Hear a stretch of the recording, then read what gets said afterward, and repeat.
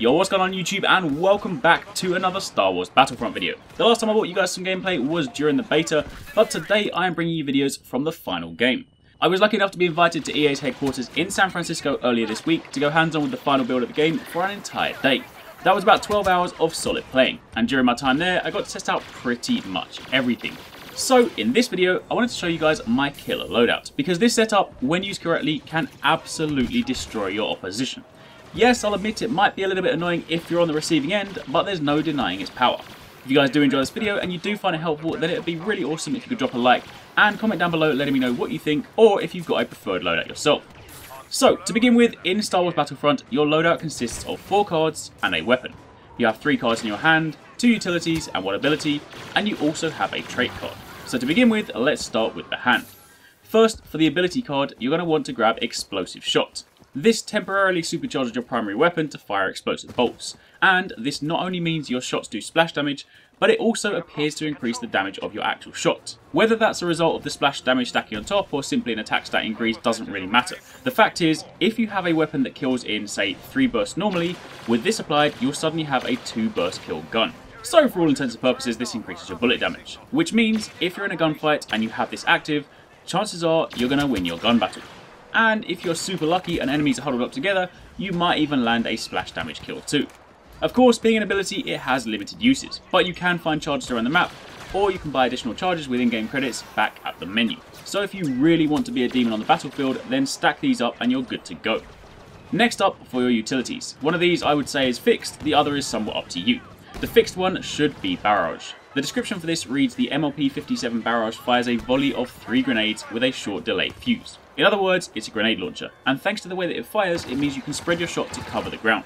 And if anyone's trapped either in or nearby it, then it's a guaranteed kill.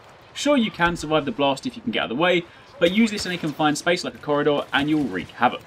As for your other slot, it really is up to you, but a few recommendations are as follows. You could use the homing shot, which is a homing rocket launcher that actually locks on pretty fast, but if I'm completely honest, while there is a really good weapon and say on day 1 you're probably going to get a lot of kills with it, it is also pretty easy to dodge once you get used to it. See, on your screen you'll have a prompt that says the enemy is locking onto you, and provided you can get behind cover you can generally avoid its fire. So with that being said, I'd honestly recommend either the jump pack or the impact grenade. The jump pack simply because after playing all day, I really began to depend on this thing, and anytime I didn't have it, I just felt a little bit lost. Even in confined spaces like Hoth with lots of tunnels, you can still use the jump pack to throw off your enemy's aim, so for me, this was always a go-to option. But if you really want to dial up the explosiveness of this class, then the impact grenade is your best shot. Sure, it doesn't do as much damage as the thermal detonator, but it explodes on impact as opposed to with a timer, which makes this thing a lot harder to dodge. So with that being said, that is your hand, then moving over to the trait.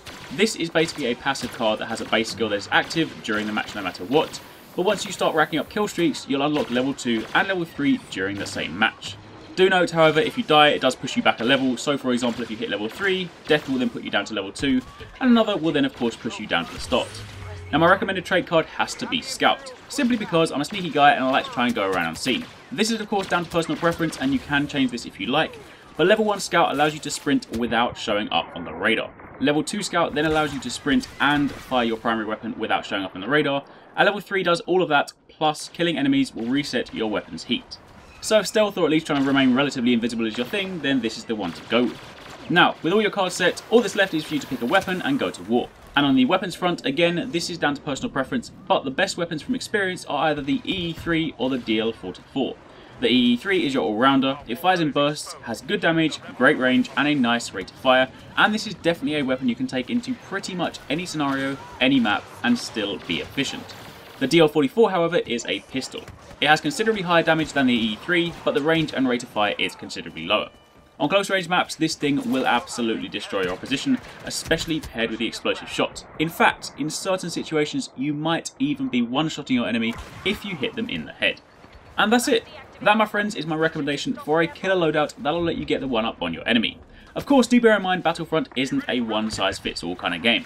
And while this loadout is lethal, there will be other loadouts more suited to other situations.